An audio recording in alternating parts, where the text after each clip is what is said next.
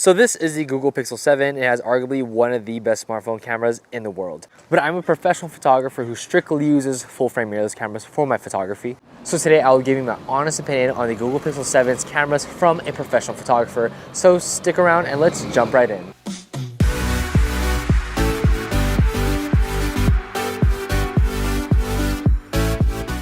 What is up, y'all? It is the Project Photography back with another video, and today we are doing a full review on the Google Pixel 7 from a professional photographer standpoint. Such an interesting camera to use. In the short time that I've used it, this is going to be the first full shoot, so we're going to treat it like a professional shoot.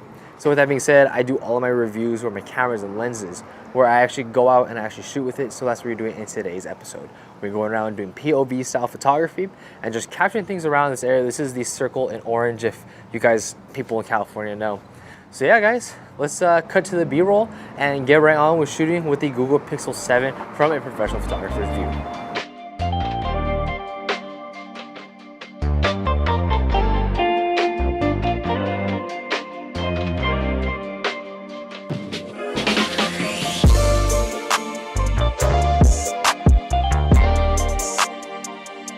What's up, y'all? We are now behind the scenes, behind the camera. I'm going to give you guys a just rundown as to what my thought processes are when shooting these photos, because this is a photography channel and we care a lot about how we shoot the photos. First of all, I just want to apologize because it's kind of a hard time to see the screen while we're shooting. Not sure why, but yeah. And this is actually one of the photos I really liked. I think using this as a 14mm wide angle was a good choice because we're able to exaggerate a lot more of the sky, make it feel a lot wider, and just generally create a good photo. But using this phone has been a really interesting experience. And I think the fact that it has a 14mm wide angle is honestly very nice, and I've been using it a lot, even in situations like this where I am shooting a long exposure and we capture it images like this. And I love shooting long exposures because I feel like they're incredibly interesting. It's another level of expression that I really like, and this is a technique I use a lot in my landscape photography. But as you saw there's a transition from an unedited to an edited photo, and usually when there's two of those photos, that means that it was edited. But as you can tell, there actually wasn't a huge difference in terms of the unedited versus edited version, mainly because I feel like the JPEGs actually did a really good job at processing the image and making sure that, you know, it looks good. And that's one thing that I think this Google Pixel does really well. Straight out of camera, you can essentially use a photo without having to feel like you gotta edit it or alter it in any way, because generally speaking, it does a great job. But right here, I actually use the magic eraser to remove this fire hydrant in the bottom left-hand corner. You can see that disappear, and a small edit made to this photo. But I generally think that, you know, you don't need to edit these photos except for situations like that where you actually want to go ahead and remove things. Now here, I was actually using the 2x telephoto because I just want to see how it came out, and it was alright. It wasn't absolutely mind-blowing, but I think it did a decent job. I definitely don't want to be using it a whole lot because it is a digital zoom versus an optical zoom, and optical will always be better. So right here, I think this is a really interesting spot to actually use the wide angle. I think it's really interesting because we can exaggerate more of this tarp up top, and then we bring in the edited version, as you can see here. Not a huge change, but I generally like the composition of the photo, and it leads your eyes more into the center of the frame because there's tarp on top. So we're going to go ahead and move on here. And the next photo I'm going to be actually taking is a portrait mode of these leaves here. Now for me, I actually really enjoy nature photography, generally speaking, but we're going to try the portrait mode. But I kind of felt like the computational photography side of things fell apart because it just didn't do a good job at outlining what my exact subject matter was. But that's kind of difficult. I mean, I know it is difficult, but again, those are limitations of computational photography.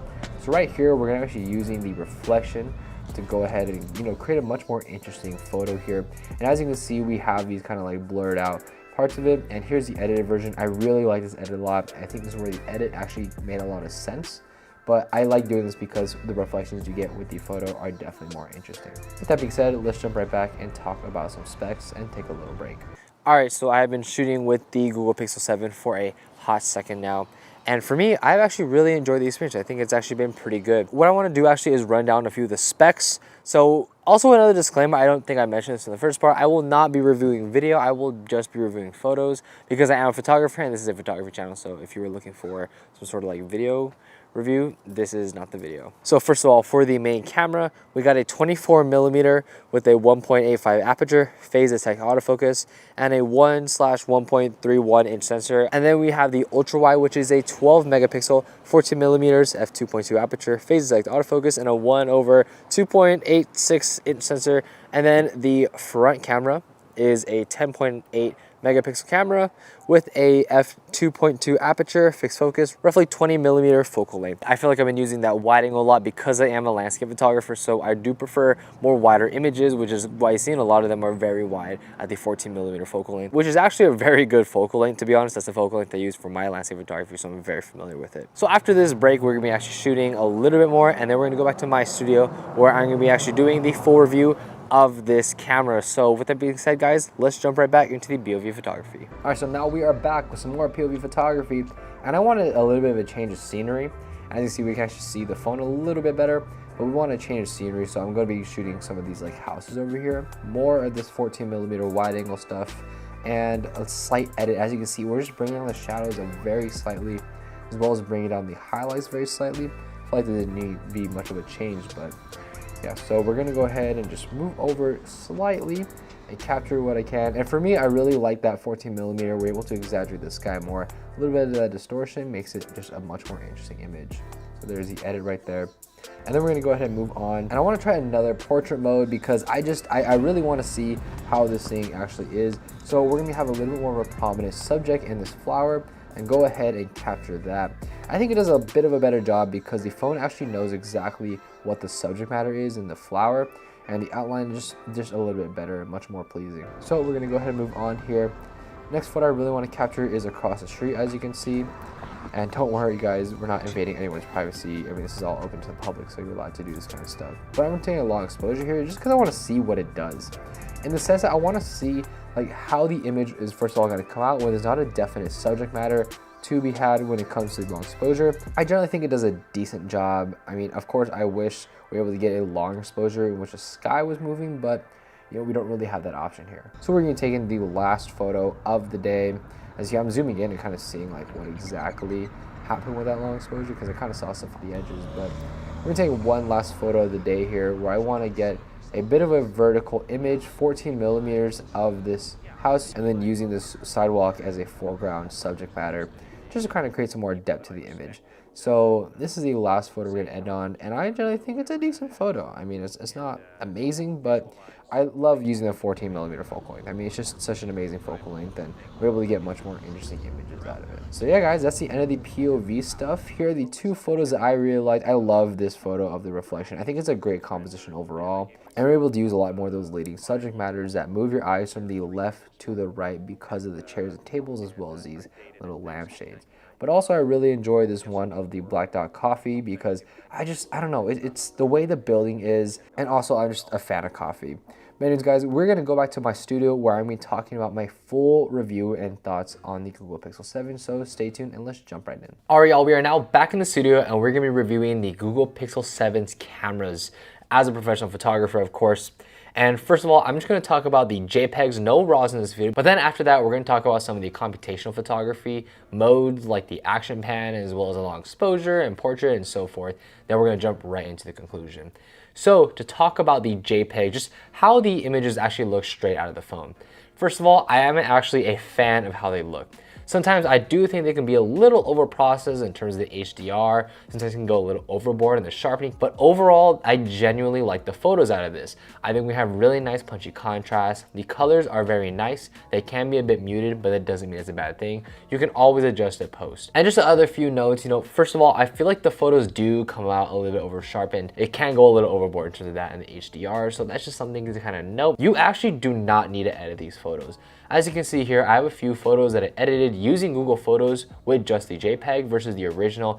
And you can see there's just such a marginal difference. And if you are that kind of person that cares about that 1% difference, then honestly go for it. But I think for majority of the people, we don't really need to be editing photos in Google Photos because the photos actually come out really good straight out of JPEG. So now I really want to talk about the zooming and so forth, and the different cameras that are actually on this Google Pixel.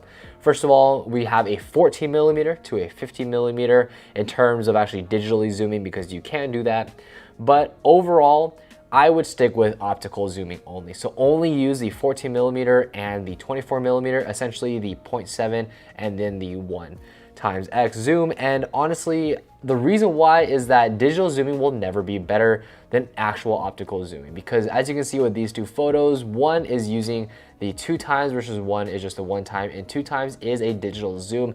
And as you can tell, as we zoom in, the 2x does not look nearly as good as the 1x. I would honestly just stick to optical zooming, even though we are getting a 50 megapixel sensor with the main camera. So you could technically go to 2x, but I would only use that if you really have to.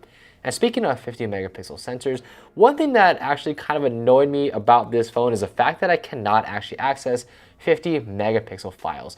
And now for majority of people, you will not need 50 megapixels, but for me, I am a landscape photographer. I care about how my images look, and with a 50 megapixel sensor, you can just zoom in so much more than something like a 12 megapixel image, because we just get more pixels and more detail and more, just a better photo overall. We cannot access that here in the Google Pixel 7, which is honestly a huge letdown. Something that really impressed me with the main camera of the Pixel 7 is the fact that the natural bokeh actually looks pretty good. If you get close enough to a subject, you won't have to use portrait mode in order to get some nice bokeh in the background. As you can see with this photo with the leaf, we have some nice natural bokeh, no portrait mode or nothing. And I feel like the photos actually come out pretty good, but this is only be able to use in very certain scenarios. We can't really use it for just like portraits of people generally, because we're at 24mm in terms of our normal camera focal length. Not really going to get us any impressive bokeh. So with that being said, let's jump right into the computational modes of photography. So like I said before, the portrait mode, the action mode, the night sight, and so forth. And those are the three main ones that we're talking about. Let's talk about the different motion modes. And first of all, my favorite one to use is definitely the long exposure mode. As a landscape photographer, I love having long exposures of water moving and just making it look incredible. And I think the motion mode is actually good for long exposures because we're able to do that with just normal everyday objects. So what's going to happen is essentially you click the shutter button and it'll determine itself for how long the shutter is going to be open. And it's going to determine how much motion is going to be actually blurred in the final image. So what I've found is that generally speaking, if there's more things moving and faster moving objects, then the shutter will be open for a lot less time. Whereas if there's less things moving around, you will have to leave the shutter open for quite some time. The thing that I don't really like is that you can't actually determine how long you want these shutters to stay open or closed, and Google will essentially determine what that number is. But for me, I like to have more control over my different modes of photography, and I just don't get that here. But generally speaking, the photos come out pretty good. The only exceptions is if the camera actually does not know what is being photographed or what is actually moving inside of the frame, then it's gonna have to guess, and it just doesn't come out as clear as it wants. And another problem is that sometimes the edges of the frame will get a little bit blurred and distorted, so I don't know what's really going on there, even though things aren't moving. But the last thing is that when I was taking photos of some cars, they kind of looked a little jittery, so I don't know what's really going on. It's not perfect, but it's definitely better than nothing. The next one is the action pan. So I actually really enjoy doing this. You can only do it with a subject that is actually moving. And honestly, for the most part, it actually worked pretty well. You need to know what is actually moving in the frame in terms of the camera itself. It needs to know what is moving. But the other thing is that you have to be panning along with the actual subject itself, or you're not going to get anything. But overall, the action pan actually works pretty well. But now let's talk about portrait mode. And I know this is an area that a lot of people have been looking forward to, and honestly, I'm a little disappointed in it. Because here's the thing, this is kind of a similar story to the motion mode, but if it doesn't know what exactly you are trying to do the portrait mode of, it's gonna have a really hard time actually cleaning up the other parts of the image. Because what it essentially does is it takes a photo and then determines what you actually put your focus on and then blurs out the rest of it. And the problem is the camera actually has to determine what is in focus and what is going to be blurred, and sometimes it has a really hard time doing that if it's a very busy scene. I feel like the focus from the in focus to the out of focus, the transition is not really that smooth. It's not going to be as smooth as an actual camera with an f1.8 aperture and so forth. It does a pretty decent job, but if you zoom in, you can definitely tell. Overall though, if you don't pixel peep and you kind of just look at the actual photo, it does come out pretty decent, but you just definitely have to be careful in terms of like when you're using it. And lastly, let's jump right in and talk about the night mode. Honestly, I don't really have that many notes on this. Honestly, this is actually one of the best modes for Google, because we do get that f1.85 aperture, I believe, with the main camera. But the problem is it's never going to be as good as capturing a long exposure, because we still have to drop down the shutter speed a lot and bump up the ISO, making our photos a little bit grainier. But with night mode, because we're able to take a longer exposure, we're able to have reduced noise and a cleaner image overall, and actually does a really good job, as you can see here. Honestly, I don't have that many things to say about night mode. It's just very good. So just an overall summary on how good the actual modes are. I do find the modes, when used correctly and when the camera knows exactly what is the actual target of the photo, they actually do a pretty good job. I feel like we're able to get long exposures that we weren't able to get before. We were able to get action pans that we simply were not able to get before. And overall, I feel like it is trying to mirror a lot of the creative tools that a regular mirrorless camera is going to do. But it's not going to be nearly as good because we're still using computational photography to achieve these things rather than just the natural form of photography that happens with an actual camera. But for people that obviously do not have a mirrorless camera, this is actually as good as it's probably going to get. The computational side of things is actually quite good. Google just needs to improve them and make them better over time. But overall, you can use these for the things that they're intended for. Another thing to note about these modes is that you don't get RAWs, only JPEGs, which kind of sucks for everyone else, but you know, it is what it is. You probably weren't going to be using this mode for RAW photos anyways, because a lot of computational photography has to be done to make the final image. With that being said, let us jump right into the conclusion. And I know I probably sound very pessimistic making this video, but it's just because when I test out cameras, I'm very, I want to give my honest answers and honest opinions about them. I am a little bit disappointed with the computational side of things when it comes to the Google Pixel 7. I feel like some of the long exposure stuff, as well as the portrait stuff, could have been better. But overall, the photos that come out of the Google Pixel 7 are incredibly good. They're second to none, to be honest. I loved using the wide angle. The 14 millimeters on the wide end is absolutely fantastic. I mean, that is my favorite focal length in all of photography, and I just love taking photos with it. And everything from the colors to the contrast to how the camera actually takes photos straight out of camera looks amazing. You don't even have to edit it, and that's how good the photos are. It's just, we gotta work on the computational side of things in terms of the over processing and over sharpening. We need to make sure that things look a lot more natural, a lot more pleasing to the eye, because sometimes the photos can feel a little bit jarring. It's really impressive because I was using the Google Pixel 4a a lot for my mobile photography. And now moving to the 7, there is definitely an improvement in terms of the quality of the glass itself, as well as the different computational creative side of things, like the long exposure and the action pans. Those are cool things that I just didn't have access to before. But is it gonna replace my Nikon Z6, which is my professional mirrorless camera, anytime soon? The answer is a resounding no. It simply just can't do the things that my regular camera can do.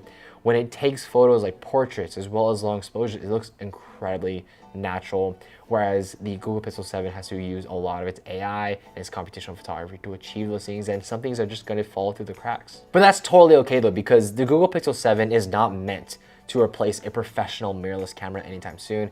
It is meant for your average consumer that wants to go out and just have a really good camera inside of their phone, inside of their pocket, that they don't have to actually bring this huge thing around. And my favorite saying is the best camera that you have is the one on you. And majority of the time, the one you're gonna have on you is your phone. So with the Google Pixel 7, I think it is absolutely incredible. If you want a better camera system though, Google Pixel 7 Pro is definitely the way to go. But for the budget, I mean, I bought this phone for $449, which is absolutely insane. But for the dollar, it's such a good price. But there is one piece that I left out in this video, and I did not talk about the RAWs. And the biggest reason for that is because I believe the RAWs actually deserve a full separate video on their own. And as some of you guys may or may not know, this camera can take RAW photos and JPEG photos. And what RAW photos are is essentially a photo that has all of the data that the camera sensor is able to read. And what we're able to get is more detail, more dynamic range, as well as just better colors that are more natural. And so what I do with these RAW photos, I take it into Adobe Mobile Lightroom, which you have to pay for, but it's already tied to my regular Lightroom subscription. So for me, it's actually free, but you're able to create even better images than I believe what the Google Pixel 7 with its JPEGs can do. So stay tuned for that video next week. I'm gonna be comparing the RAW photos from the Google Pixel 7 to my main mirrorless camera. And for me, that is what I'm using about 95% of the time, because honestly, I don't necessarily need a camera with me on all times, but if I can get a camera that is in my pocket all the time that shoots RAW images, that's gonna be incredible. I do think the Google Pixel 7 is actually a very good camera for the price especially. And if you wanted a really good camera inside of your smartphone, the Google Pixel 7 and probably the 7 Pro will do just fine for you. So anyways, guys, let me know what you think about this video. Let me know what you think about the Google Pixel 7 and what camera are you using in terms of your smartphone. So anyways, guys, thank you so much for experiencing the world with me today. Please feel free to rate, comment, subscribe, and I'll catch you guys in the next one.